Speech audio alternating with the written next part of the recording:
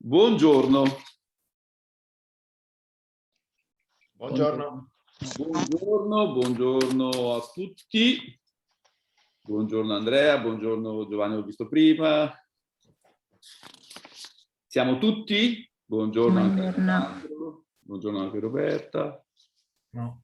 Non lo so perché, ma noi siamo il tavolo meno numeroso, ma siamo sicuramente i migliori. Io ho visto i numeri prima, c'erano tavoli da 40 a 50, noi eravamo in 12, 13 iscritti. Quanti siamo? Siamo in 12, quindi chi si è iscritto è arrivato. Vediamo se riusciamo a fare campagna acquisti. Come qualcuno diceva una volta, pochi ma buoni. Intanto grazie per essere qui e grazie per aver dedicato il vostro tempo questa mattina. Il tavolo e il titolo che ci ha affidato sempre Antonino Mola, il grande ciambellano di questa organizzazione che tutti voi conoscete, è come estrarre valore dai dati. Mi sembra un tema estremamente affascinante che probabilmente rimette in gioco due grandi ambiti, no? Un grande ambito di competenze. Abbiamo bisogno probabilmente di modi diversi, integrati di lavorare e dall'altra parte forse abbiamo bisogno anche di tecnologie nuove, abilitanti su cui riflettere. Io proverei, siccome mi sembra di capire che qui siamo un po' più liberi di essere veramente di spaziare, proverei a fare un giro di tavolo un po' con tutti e quattro, quindi con Andrea, poi con Alessandro, con Giovanni e con Fausto, che ho visto prima, è quello lì, che ha una fotografia di profilo, ma c'è, vero Fausto? Sì, sono qui, non riesco ad abilitare. È un piacere di conoscerti, sei l'unico, quindi è un piacere conoscerti. Perfetto, ciao. Allora, per motivi solo fisici parto dal più vicino a me, io sono qui al Vega, quindi immagino che Andrea Albarelli sia vicino, visto che... Dove sei Andrea? In realtà sono stato al Vega fino a poco fa perché ho fatto una lezione alla Charter School e poi mi sono rispostato, in realtà sono andato a casa. Va bene, comunque sei sicuramente il più prossimo, dai, usiamo un po', proviamo anche a... Andrea, tu ti occupi da tanti anni assieme a tutti gli altri del tema dei dati, del diritto dell'intelligenza artificiale, quant'altro. Lo fai da molti anni in ambito della pubblica amministrazione, ma anche un osservatorio privilegiato perché lo stai facendo col mondo delle imprese. Che sensazione, che tema hai sul tema delle imprese e come secondo te si possono creare delle precondizioni per creare, diciamo, un ponte tra il mondo dei dati delle imprese e il mondo dei dati della pubblica amministrazione? Questo è un tema che mi interessa molto anche dal punto di vista proprio dell'attività qua di sviluppo dell'agenda digitale. Per favorire un giro veloce, intanto lancio uno spunto, poi sì, certo. approfondiamo. Qui il tema è quello del valore, chiaramente, quindi il valore del dato raccolto, quando si parla di impresa, in genere corrisponde a vendere il dato, per la pubblica amministrazione in realtà è trarre un vantaggio per la comunità e le cose in qualche modo potrebbero andare di pari passo nel momento in cui si riescono a convincere le imprese private, ma anche i singoli cittadini, in qualche modo a contribuire con i loro dati a un ecosistema più ampio, come potrebbe essere quello della Smart Region, offrendogli qualche cosa in cambio. Ecco, io credo che ci siano sicuramente dei buoni vantaggi per le imprese private, per i cittadini per partecipare a un ecosistema dati. Credo che quello che si offre in cambio non è in questo caso certamente monetario, perché non è questo il ruolo di una entità che in sostanza dovrebbe fare da aggregatore. Quello che gli si può offrire in cambio è la capacità appunto di usufruire di una centralizzazione delle informazioni, non tanto delle informazioni ma più che altro dei modelli che da tali informazioni si creano, allo scopo di avere modelli predittivi migliori. È un modello che stiamo cercando di portare avanti, ad esempio nel caso del turismo, dove abbiamo un numero molto elevato di imprese private che di fatto sono sensori, perché ogni albergo, ogni ristorante, ogni impresa di trasporti che ha a che fare con il turista, lo gestisce, gli offre servizi, lo sposta, è di fatto dal nostro punto di vista un sensore prezioso perché dà una campionatura puntuale e precisa di che cosa il turista fa, cosa spende, quanto sta, come si muove, che flussi ha e cosa consuma, in che termini, quali sono i suoi interessi, quindi anche molte informazioni dirette che servono chiaramente utilissime da ottenere e da integrare, ad esempio sulle informazioni che abbiamo dal sistema dei trasporti pubblici e da altri enti pubblici o comunque di natura pubblica che contribuiscono all'ecosistema. Ora, perché questo avvenga, cioè perché si possa integrare un insieme di informazioni che un'azienda non ha in pratica nessun interesse a rendere disponibili a tutti, devono succedere due cose. Una è necessario mettere in piedi un meccanismo che dia delle garanzie sul mantenimento della proprietà del dato. Ne parlava prima Corò, penso, sono arrivato dopo perché avevo lezione, ma credo di intuire, ne parlava a livello di amministrazioni pubbliche, che chiaramente in un ecosistema SaaS in cui il dato va un po' dappertutto, devono comunque mantenere il controllo. È ancora più vero per le imprese private. Difficilmente un albergatore, ma anche un'azienda di altra natura renderà disponibili i propri dati in un ecosistema. Quindi c'è questo primo ostacolo. Il secondo ostacolo è dargli valore, cioè fare in modo che l'azienda abbia vantaggio a fare questo. Il modello che stiamo cercando di mettere in piedi, che secondo me ha senso, è proprio quello di lasciare il dato in casa dell'azienda, quindi la cosa potrebbe essere estesa al singolo cittadino, quindi non chiedere un reale conferimento. A volte questo coincide col fatto di rendere disponibili delle API di accesso al dato, quindi è semplicemente una distribuzione del database. Con le aziende private dobbiamo fare qualcosa di più, non basta semplicemente lasciarglielo in casa, noi dobbiamo cercare proprio di non vederlo quel dato. E quindi stiamo cercando di mettere in piedi modelli che permettono di avere vantaggio da questa rete, diciamo, di sensori, che potrebbero essere alberghi o altri tipi di attività sul territorio, senza nemmeno vedere il dato, non solo portarlo fuori. Un approccio che stiamo cercando di mettere a punto, tra l'altro in un progetto RIR abbastanza corposo che è partito adesso sul turismo, è quello di lasciare integralmente il dato in casa dell'azienda che lo produce e mandare, diciamo, iterativamente all'interno delle varie aziende semplicemente i parametri di una rete neurale, diciamo di un modello predittivo, che dai dati delle singole aziende apprendono, e quindi sostanzialmente si ha l'equivalente di un ricercatore che va in giro per varie università, per vari enti di ricerca, acquisisce informazioni da ciascuno e torna, diciamo, con una migliore formazione. Quindi quello che noi stiamo cercando di fare è mettere insieme un'infrastruttura, quindi nel dettaglio anche poi implementativo oltre che teorico, che mandi in giro la componente di apprendimento di una rete neurale che vada ad apprendere da ciascun albergo, da ciascun ristorante, da ciascuna azienda di trasporti, senza mai estrarre i dati, portando fuori solo i pesi, quindi l'intrinseco apprendimento della rete, che non dà un'informazione reale rispetto al dato originale, ma che ne trae vantaggio. Quindi con questo sistema dovremmo riuscire a risolvere il problema della proprietà del dato, cioè garantire che il dato non esce.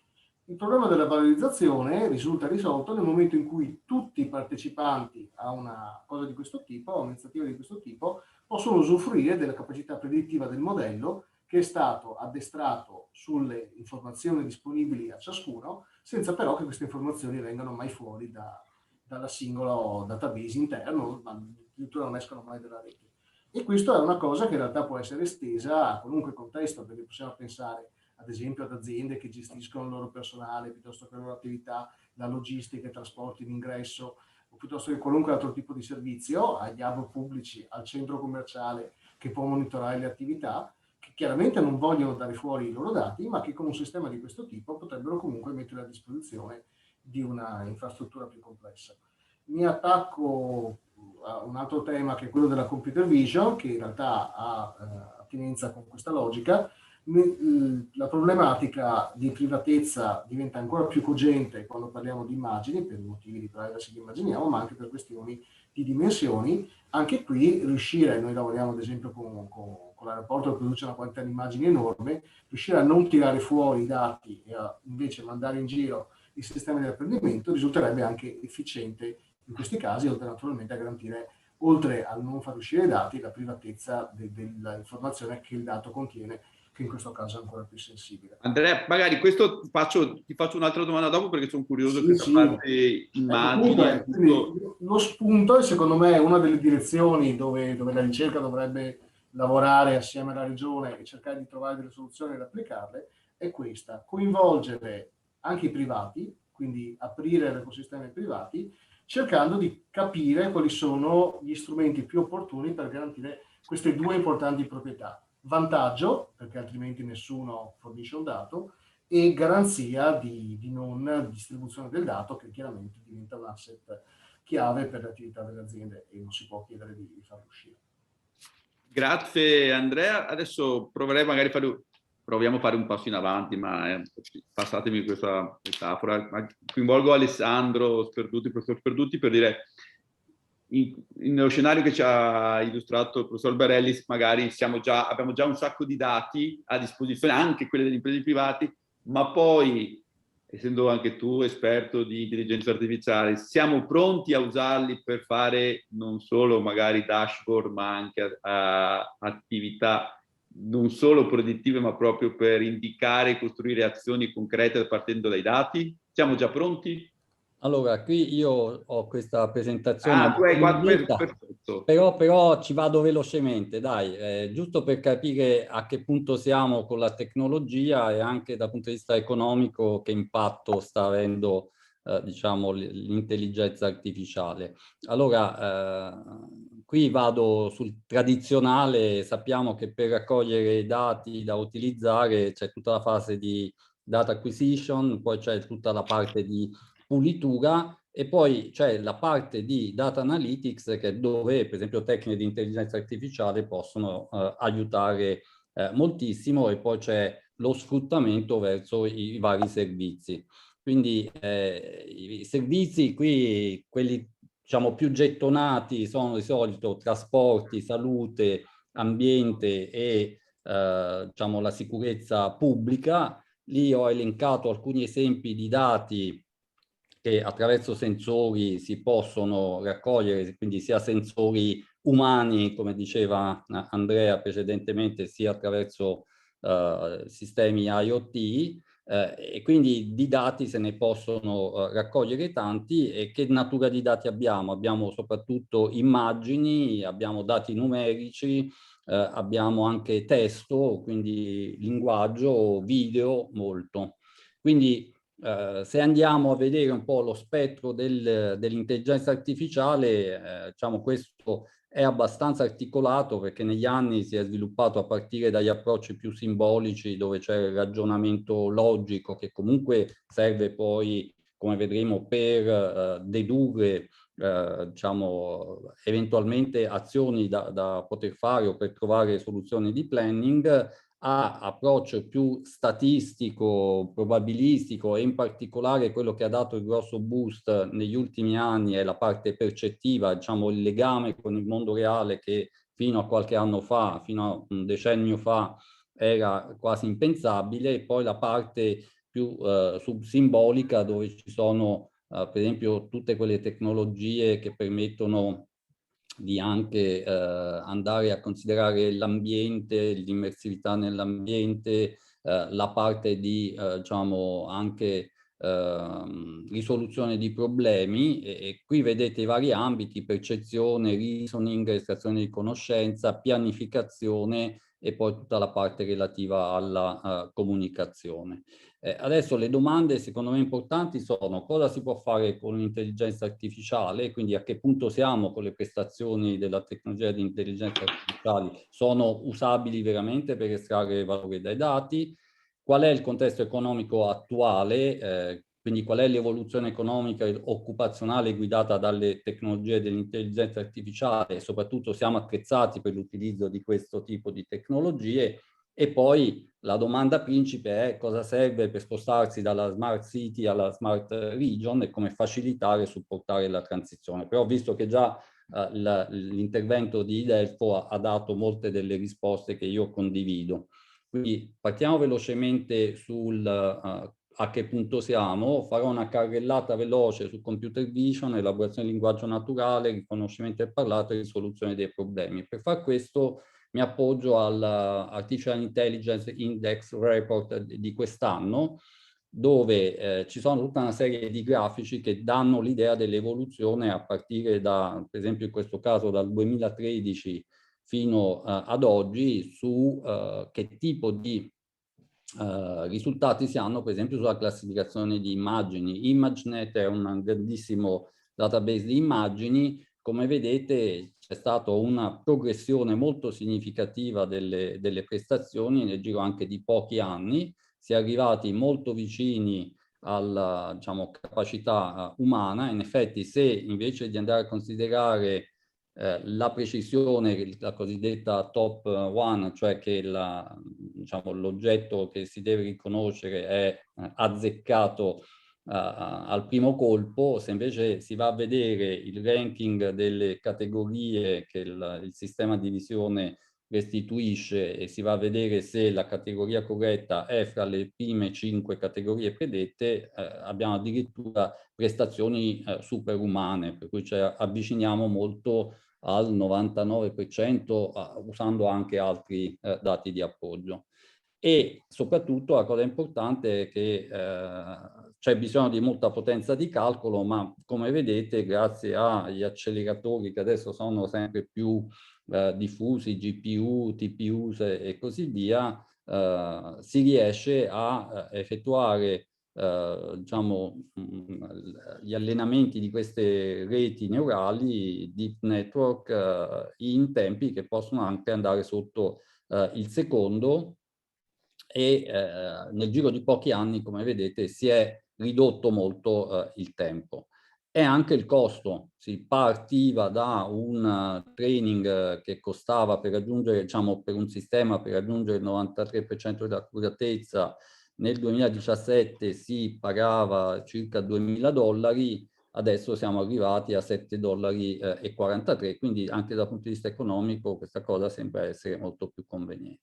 La cosa più interessante, che non so quanto possa aiutare alla Smart Region, ma sicuramente è molto utile per generare diciamo degli avatar, oppure più che degli avatar, degli assistenti virtuali che siano accettabili come sono a volte gli umani, è la generazione automatica di volti. Qui vedete come nel giro di pochi anni si è riusciti a diciamo, generare volti artificiali che sono praticamente quasi indistinguibili da quelli reali, per cui questo diciamo, può migliorare magari l'accettabilità delle soluzioni.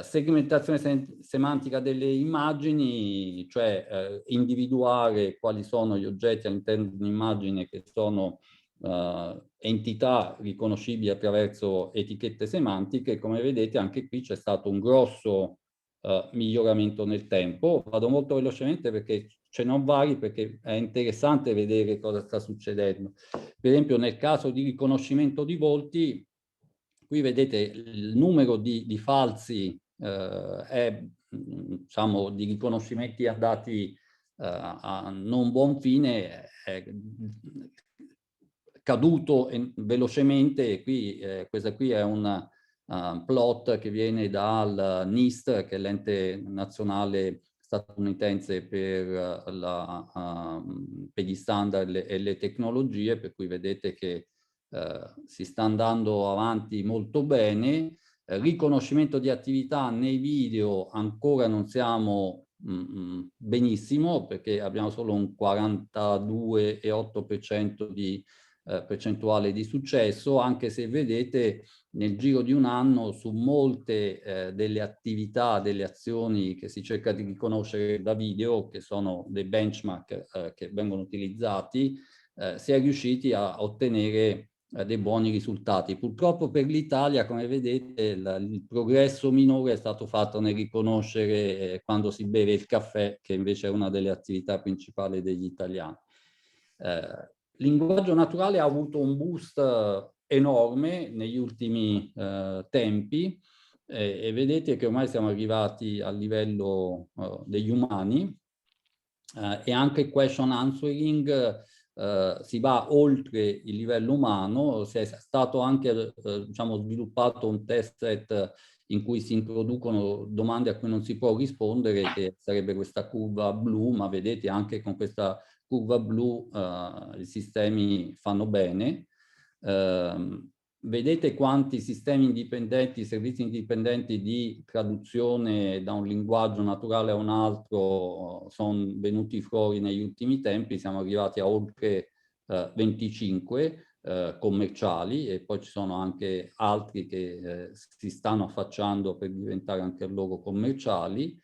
Come dicevo, il linguaggio naturale è stato il boom di quest'anno. All'inizio era soprattutto la vision, invece il linguaggio naturale sta diventando sempre di più il driver all'interno dell'intelligenza artificiale. Quindi nel luglio del 2020 OpenAI ha presentato questo GPT-3, che è il modello di linguaggio naturale più grande conosciuto. Ha 175 miliardi di parametri, è stato addestrato su 570 gigabyte di testo. È anche in grado di eseguire compiti in cui non è stato affatto allenato oppure è stato allenato con pochi esempi, che è una caratteristica tipica dell'umano, per cui molto bene. La risposta a domande visive, dove data un'immagine, una domanda in linguaggio naturale, bisogna fornire una risposta, non è ancora a livello umano, però ci stiamo avvicinando. Così anche come ragionamento sulle immagini, quindi per esempio rispondere a una domanda difficile su una data immagine andando a giustificare la risposta con il ragionamento. Vedete che anche gli umani hanno qualche difficoltà perché siamo sull'85 di questo indice, questo score, siamo a 70, quindi ancora un po' lontanuccio, però come vedete progressi ci sono stati. Il riconoscimento del parlato è diciamo, un'attività abbastanza storica e tradizionale, anche qui vedete progressi enormi sono stati fatti negli ultimi anni. Identificazione dell'oratore, siamo arrivati allo 0,6% su questo dataset che comprende 6.000 oratori. C'è il problema della discriminazione, come ben sapete, per esempio la differenza fra donne, uomini, fra bianchi e diciamo, persone di colore, e qui vedete anche come si comportano da questo punto di vista i sistemi delle major, quindi Apple, IBM, Google, Amazon e Microsoft. In generale sembra che il sistema di Microsoft sia quello che comunque va meglio, quindi può essere comunque uno spunto utile. Risoluzione di problemi, più si è in basso, qui diciamo, un tipico esempio sono la soddisfazione booleana, quindi i problemi SAT, tempo di risoluzione è sceso, quindi più in basso siamo meglio è. Anche dimostrazione automatica di teoremi, che in sostanza è problem solving, proprio come andare a risolvere determinati problemi. Vedete che negli anni si è cresciuti molto e su un benchmark di 400 problemi, se non sbaglio, vi dà la percentuale di quanti sono stati risolti, per cui vedete siamo arrivati al 71,4%, quindi anche qui si stanno facendo progressi. Opinione degli esperti. Qual è stato il singolo progresso dell'intelligenza artificiale più impressionante nel 2020? Due sistemi sono quelli più importanti. Il GPT-3 di cui ho già parlato, l'altra molto importante è AlphaFold di DeepMind, che essenzialmente ha risolto il problema del folding del DNA. Quindi è un sistema che è considerato ormai come un sistema che ha praticamente risolto il problema del folding, che è molto importante per le applicazioni mediche. Io qui ho aggiunto una cosa mia personale, perché siccome io lavoro soprattutto nell'ambito delle graph neural networks, quindi reti neurali che vanno a elaborare dati strutturati in forma di grafo, DeepMind ha collaborato con Google Maps e sono riusciti a migliorare fino al 50% la precisione di stima dei tempi di arrivo in città come Berlino, Giacarta, San Paolo, Sydney, Tokyo e Washington. Quali è la tendenza del 2021? Essenzialmente utilizzare questi modelli grandi allenati, preaddestrati, partire da quelli per specializzarli poi su compiti particolari, sia nel linguaggio naturale che nella visione artificiale. Qui, vabbè, vado veloce, ci sono già applicazioni in ambito smart cities, sì, per esempio nel caso del trasporto, nel caso della salute, sono vari studi, nell'ambiente già soprattutto negli Stati Uniti, in California, abbiamo questo tipo di... Alessandro, ancora un paio di minuti così facciamo anche parlare poi anche gli altri. Okay. Quindi velocemente, contesto economico, salto questo, assunzioni in ambito artificial intelligence, vedete che il Brasile e l'India sono i primi, l'Italia non è poi messa malissimo. Job posting nei vari settori, molti di questi sono settori che possono essere di interesse per la Smart Region. Le skill, diciamo, qual è la percentuale di lavori di intelligenza artificiale, diciamo, di competenze che servono. nel mondo del lavoro, di nuovo vedete India, Stati Uniti, Cina, l'Italia, insomma, ancora compare. Investimenti, è aumentato anche il pubblico, molto è sul privato. Startup è interessante perché sono cresciute i finanziamenti negli anni, anche se si sta un po' appiattendo, però è decresciuto il numero di nuove startup, quindi si sta consolidando più capitale in meno compagnie, e questo ovviamente è importante dal punto di vista delle prospettive. Investimenti privati, Italia non pervenuta, come vedete.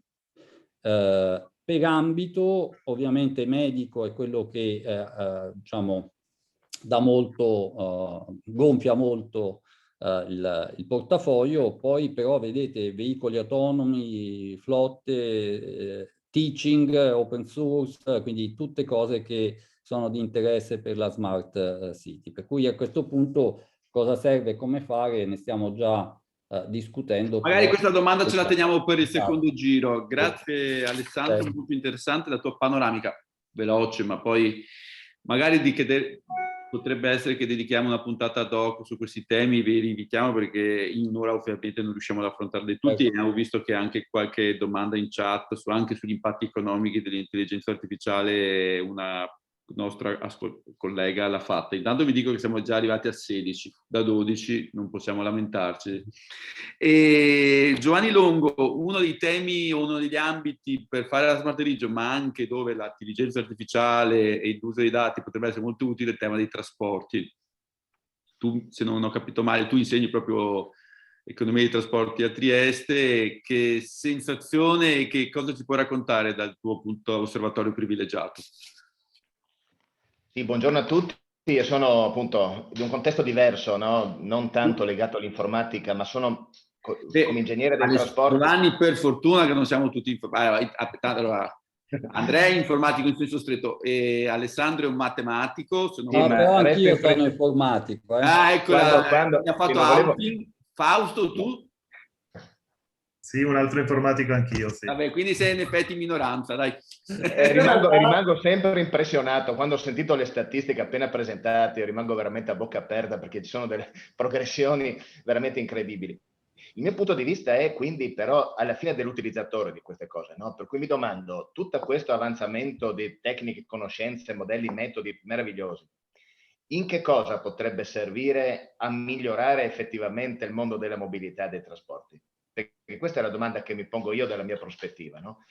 E per far questo io faccio un ragionamento brevissimo che parte da classificare in due mondi i potenziali destinatari di questi sistemi, perché sono gli utenti da una parte, tutti noi, tutte le imprese che fanno logistica, ciascuno ha le sue esigenze di spostamento e le fa sempre e comunque cercando la soluzione più conveniente per lui. Possiamo dire quello che vogliamo, ma ciascuno di noi è difficile che scelga la strada più lunga, di pagare di più, cioè ognuno fa la cosa più conveniente. Seconda cosa invece c'è il punto di vista di chi ha in mano il sistema, cioè riuscire a far sì che tutte le scelte di ciascuno possono essere rese compatibili nel sistema. Tutti condividiamo la stessa strada, lo stesso mezzo, la stessa ferrovia e così via. I due punti di vista sono diversi, cioè si può dimostrare che se noi andiamo a far ottimizzare a ciascuno la propria scelta individuale, creando quello che viene chiamato in letteratura lo user optimum, e questo user optimum è diverso dal system optimum. Cioè se ciascuno fa la sua scelta ottima, il sistema non ha una condizione di equilibrio ottimo, non le riesce a reggere. E questo è un tema, secondo me, di fondo. Di fondo perché? Perché anche vedo che nel campo dell'intelligenza artificiale, big data, deep learning e così via, le grandi applicazioni che io ho visto sulla mobilità sono specificamente orientate all'automotive, tutti elementi che vanno nella direzione dell'aumento della sicurezza, senz'altro fondamentale, ma le vedo anche orientate a servizi per l'utente, che possa scegliere meglio la cosa più conveniente, questo e l'altro.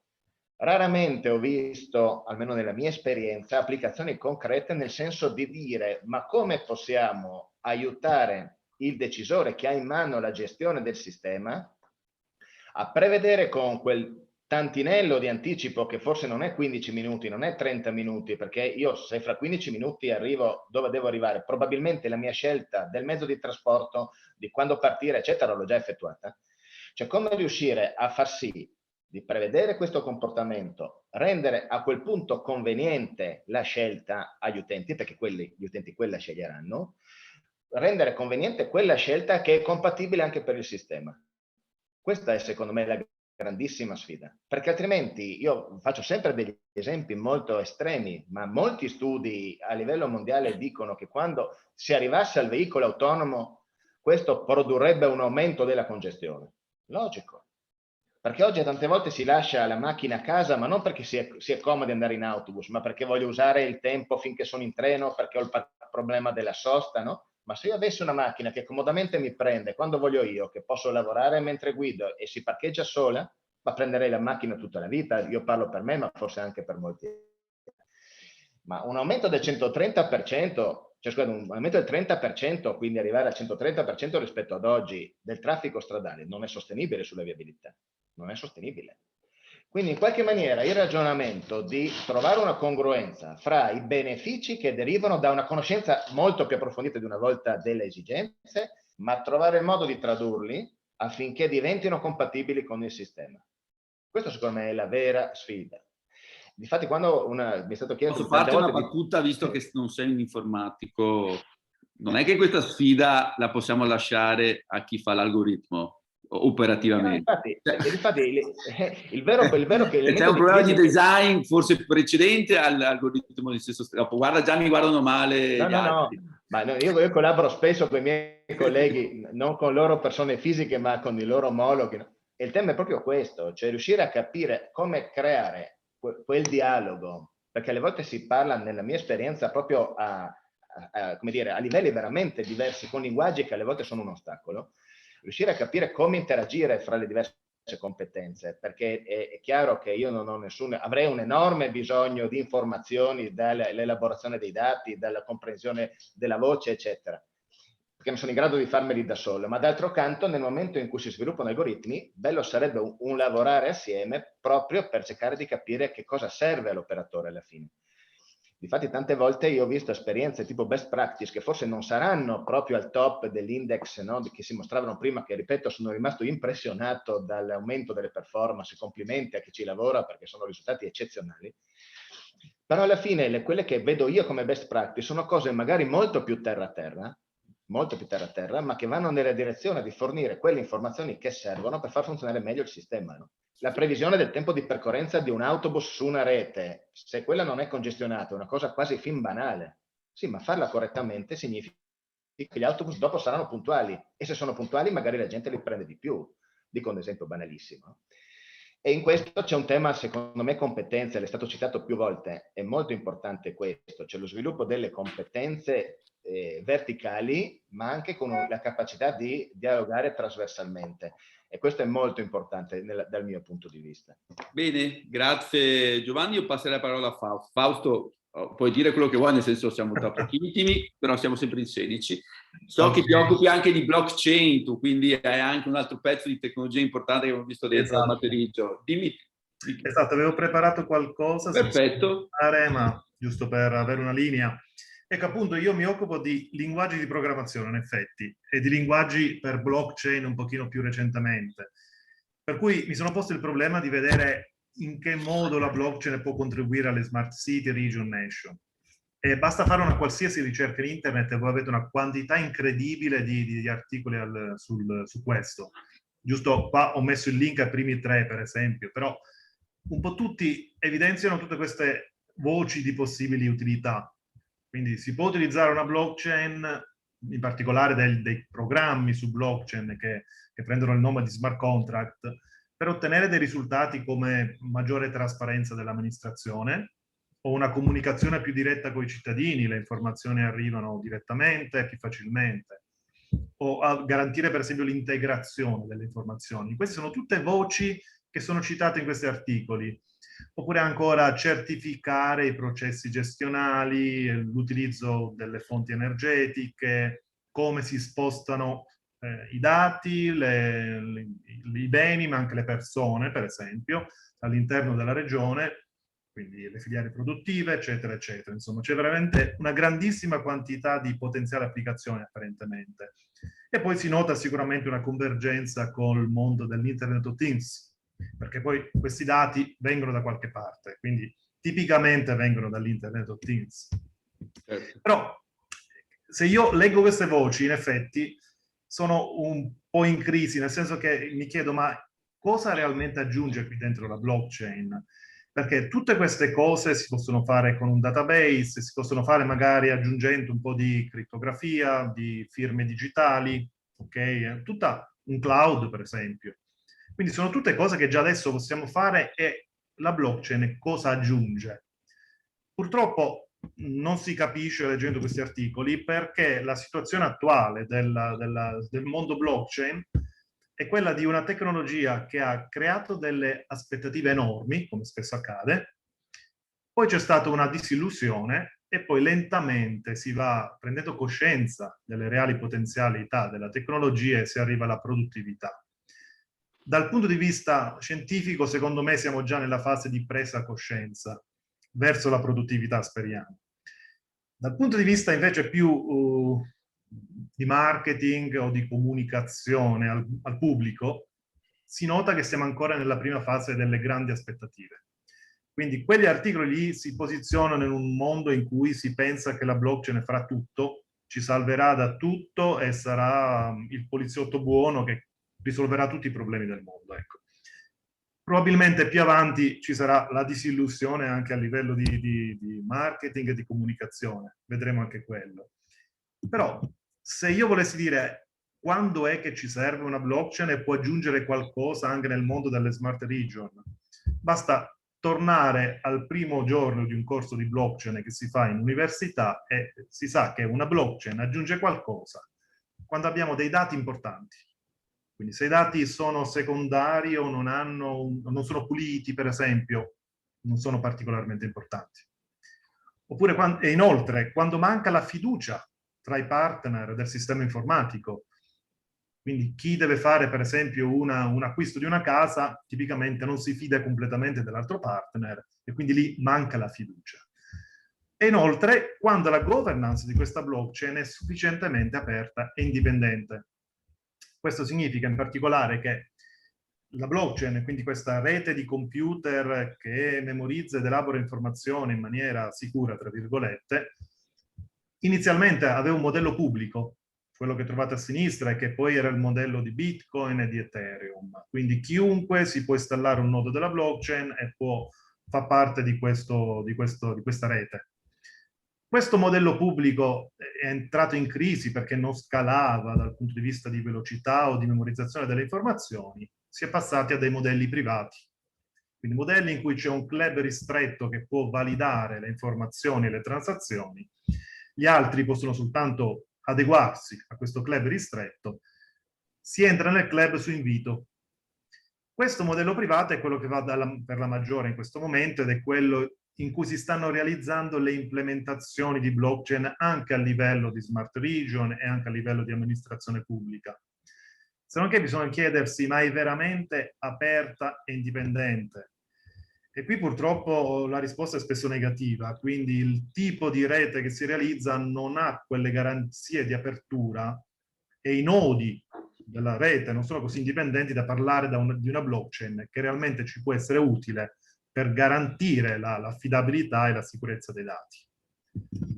E per esempio, forse la sperimentazione di blockchain per una smart continent quasi è stata quella che si sta facendo in Cina in questo momento, in cui la blockchain viene utilizzata per raccogliere tantissime informazioni dei cittadini, quasi schedarli, e poi queste informazioni non si capisce bene per cosa verranno utilizzate, o forse non si vuole dire. Chiaramente questa non è una blockchain aperta e indipendente perché non sappiamo neanche chi sono i nodi validatori, probabilmente saranno tutti nodi del governo, conseguentemente non cioè sono la stessa cosa, si parlano fra di loro, diciamo, quindi non c'è l'indipendenza dei nodi. Se vogliamo arrivare a qualcosa di più vicino a noi, anche immaginare una blockchain a livello di smart region è difficile, dal mio punto di vista, perché Se i nodi sono installati su amministrazioni della Smart Region, per esempio, c'è comunque una comunicazione tra queste amministrazioni, non sono nodi realmente indipendenti fra di loro e non c'è un'apertura alla possibilità di entrare a far parte del club. Per cui io mi aspetto che una blockchain che possa dare davvero un aiuto in questo ambito è qualcosa che al momento non c'è, ma è qualcosa che dovrebbe avere un livello più grande, forse europeo, in cui ci sono delle regole per diventare validatori, quindi nodi validatori, e questi nodi possono essere società private, oppure amministrazioni pubbliche degli Stati membri, ci devono essere meccanismi di rotazione e premiazione. Ci si arriverà, ci si sta arrivando, però in questo momento non c'è. E poi sicuramente quello che in questo momento manca per poter realmente applicare la blockchain in un ambito amministrativo è che non c'è un quadro legale chiaro. Le criptomonete sono un mondo molto grigio, anche gli smart contract non si capisce cosa sono dal punto di vista legale, c'è stato un tentativo di formalizzarlo circa 2 anni fa, che poi non è stato più portato avanti, quindi sono rimasto un pochino nel limbo. E ovviamente poi c'è il problema, ma se deleghiamo a questa blockchain la gestione di tanti servizi dei cittadini e poi i nodi validatori in qualche modo formano una specie di cricca di cui non ci si fida più, chi è che possiede il tasto off per dire spegniamo questa cosa? Quindi ci sono delle problematiche che andrebbero viste prima ancora di parlare di blockchain in ambito amministrativo. Comunque, io sono sicuro che si andrà in questa direzione, sicuramente dell'applicazione della blockchain per Smart Region e per amministrazione pubblica in genere. E queste sono le applicazioni che io vedo più probabili nel prossimo futuro. Sono tutte le applicazioni in cui i dati sono importanti, c'è poca fiducia fra le parti e sotto ci deve essere una vera blockchain. Quindi pagamenti, trasferimenti economici, identità digitali, su cui si sta lavorando tantissimo nelle identità decentralizzate, quindi andare oltre il semplice SPID, per dire, e poi pagamenti al consumo, per esempio della musica pagata al consumo, ma anche le votazioni. Esperimenti di votazione ci sono stati, ma ancora la scalabilità e l'affidabilità del sistema va verificata. E tutto quello che poi è legato alla legge o ai pagamenti o all'acquisto di case, per esempio, o alla gestione dei dati medici, in cui i dati sono particolarmente importanti. Quindi sono positivo perché non ci lavorerei altrimenti, però sicuramente c'è da dire molto, insomma, sulla reale applicabilità immediata di questa tecnologia al mondo delle smart region. Io avrei finito qui come preparazione. Grazie Fausto, molto interessante. Io proverei a fare un secondo giro, magari anche abbastanza libero, poi magari chiediamo anche se, tanto siamo arrivati a 17, quindi continuiamo a crescere, a guadagnare terreno sugli avversari. Proverei, ma forse in maniera anche un po' semplicistica, ma a riprendere un po' i diversi spunti che ognuno di voi ha dato, no?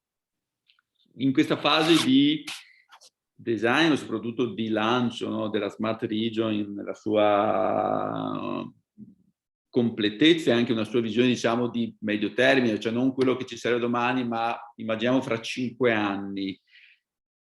Se dovessimo investire risorse, denaro e tempo, come sono le vere risorse scarse che probabilmente abbiamo, forse più il tempo che il denaro, tra tecnologie di frontiera, blockchain, intelligenza artificiale, supercomputing, competenze e dati, no? In questa triade, su che cosa dovremmo puntare, e proverei a fare un ragionamento anche in questo caso, perdonatemi, un po' regionalista, cioè, visto che siamo il Veneto, cioè, tenendo conto del nostro punto di partenza, quali delle 3 cose secondo voi meriterebbero maggiore attenzione, o se tutte e 3? Parto sempre da Andrea, che è più vicino, ma... Diciamo, sono importanti tutte. C'è da dire che i dati sono una cosa per definizione transiente, cioè non credo sia necessario partire da una frenetica corsa alla raccolta di dati di per sé. Sviluppare l'infrastruttura, naturalmente, perché sviluppate l'infrastruttura e le competenze, quelli che oggi ci sembrano molti dati, in realtà saranno una parte dei moltissimi dati che raccoglieremo domani e dopodomani. Quindi chiaramente preparare i secchi è più importante in questo momento che riempirli. Sicuramente, ribadisco, coinvolgere un'ampia platea, quindi forse anche fare delle azioni di natura culturale, che sono poi mediate anche dagli aspetti tecnici, perché per invitare più attori a partecipare è necessario dargli gli strumenti in modo che non sia un onere e dargli vantaggi, e forse anche formazione diffusa, quindi formazione nelle imprese ai vantaggi della I in generale, della conservazione, della produzione, della sensorizzazione, quindi di rendere intelligenti tutti i loro processi e monitorati, e formazione anche della PA naturalmente, in modo tale che ci sia coscienza di cose importanti come quali sono le leve. Quindi sì, mi sembra quasi banale la risposta, naturalmente meglio imparare a pescare che andare a raccogliere convulsivamente pesci. La canna la vuoi? Che canna vorresti?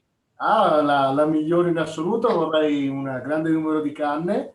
Un grande numero di chiavi. Allora poi facciamo un giro sulle... Scusate, è una parola un po' strana detta così, in mezzo a una roba, mi sono reso conto dopo. Così almeno se non peschiamo ci rilassiamo. No, chiaramente servono canne buone, però servono anche poi persone che le maneggiano. Preciso una cosa rispetto a prima, in realtà non sono più un informatico, ma sono finalmente un ingegnere, perché ho fatto il salto della quaglia. C'è un ingegnere informatico? Sì, esatto. L'ibrido.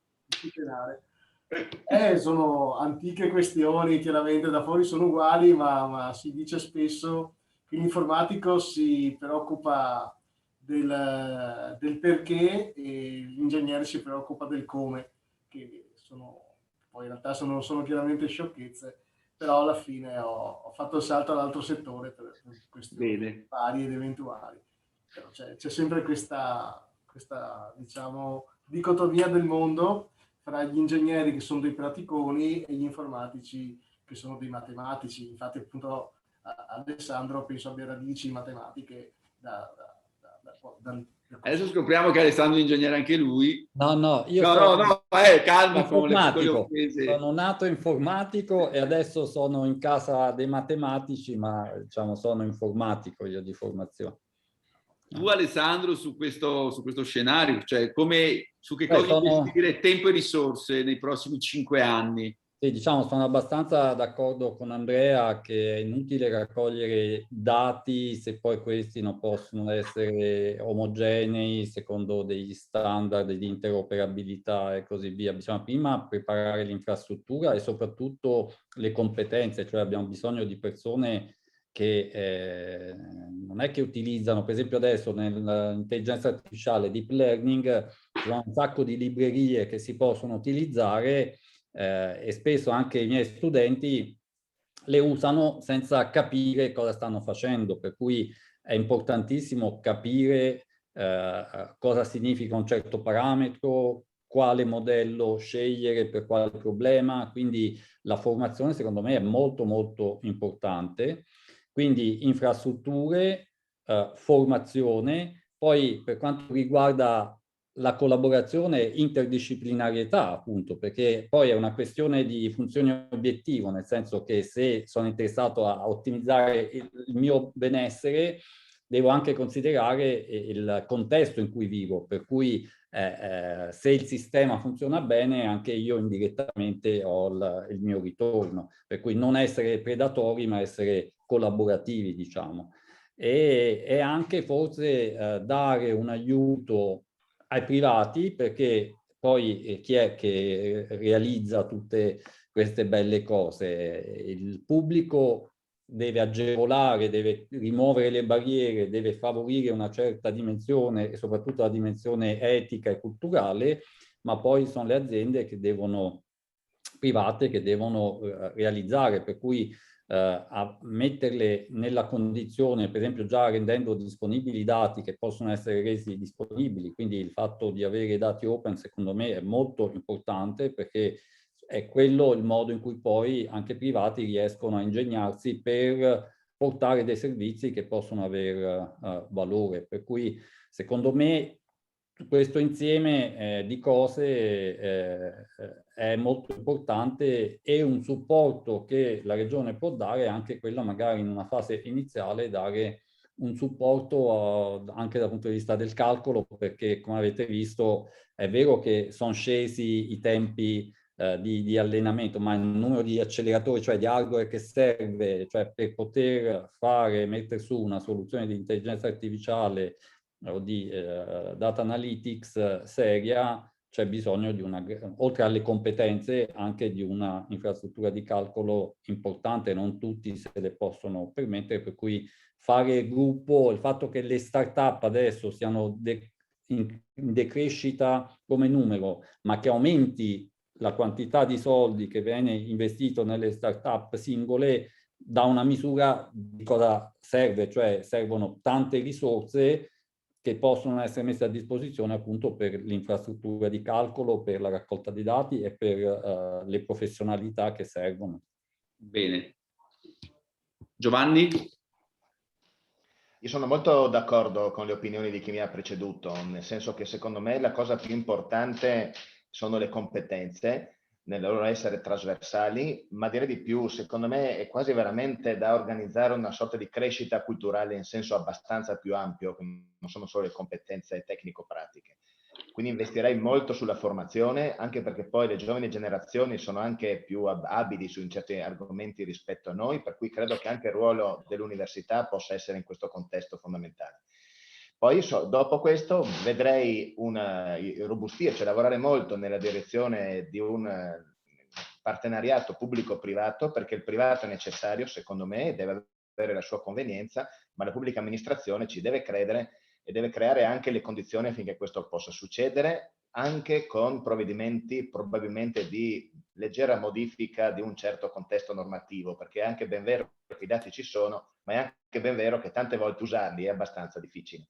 Per ultimo, io credo che ci possa rimanere, almeno io vedo nel mio settore, c'è la possibilità di raccogliere i dati, ma alla fine i device vanno pure anche messi, cioè voglio dire effettivamente tutta questa ricchezza di dispositivi che raccolgono informazioni nel mio contesto onestamente non la vedo ancora, pian pianino cresceranno, per cui non trascurerei l'importanza del device e dell'infrastruttura. Ma vedrei forse non device personali, ma device di sistema. Sì, di sistema, sì, scusate, non il telefonino, che quello c'erano tutti, no? Pensavo alla telecamera, pensavo ai sensori di alta natura, no? Cioè elementi che possono consentire effettivamente di avere un quadro generale. Grazie. Bene, ci hanno comunicato che alle 12:15 ci riportano in plenaria. Fausto. Sì, sì, anch'io sono sicuramente a favore di investire sulle competenze e sulla formazione. Oggettivamente io sono in contatto con varie aziende qui della zona che si stanno avventurando nel mondo blockchain e il problema è che non c'è competenza, non c'è la possibilità anche di assumere persone, non si trovano. Non si trova. Quindi noi abbiamo l'enorme difficoltà anche di formarle. Guarda, c'è anche una domanda di Cesare Granati che la riposa e tu dice: ma possiamo entrare un po' di più nel dettaglio? Quali sono le competenze secondo voi? Quindi parto da te per fare un secondo giro, per l'ultimo, specifiche che si dovrebbe implementare per sfruttare meglio queste innovazioni tecnologiche di cui abbiamo parlato. Beh, nel caso specifico mio ovviamente parlo di competenze informatiche, però anche competenze economiche. Il mondo della blockchain ha bisogno di capire che cos'è una criptomoneta e come si regolano i suoi meccanismi di evoluzione, quindi sicuramente c'è anche quello. E anche competenze legali, perché poi si entra nell'applicazione legale della tecnologia. Servirebbe un complesso di queste competenze, non necessariamente nella stessa persona, però ecco appunto una formazione informatica verso la blockchain, una formazione legale verso la blockchain, una formazione economica verso la blockchain. Al momento c'è una carenza completa di quasi tutto, ecco, quindi non si riesce a trovare. Allora, ti riparto da te e poi la stessa domanda la faccio a tutti, ma è un problema di domanda o un problema di offerta? Cioè, fate parte del problema voi o avete già la soluzione? Voi adesso semplifico, o siete già un pezzo di soluzione? Noi siamo parzialmente nel problema, ecco. Noi abbiamo a Verona un corso di blockchain, ma ce l'abbiamo da 2 anni, non da chissà quanto tempo. E il corso di blockchain è la parte contrattuale, amministrativa, fiscale, economica o è solo informatica? La parte informatica. Male. Solo lavoro. Solo la parte informatica. E lo so, ma... No, male. Io sono al Dipartimento di Informatica, anzi sono riuscito a coinvolgere un avvocato che fa una parte sull'aspetto legale, ma manca tutta la parte economica, quindi è ancora tutta una cosa da costruire.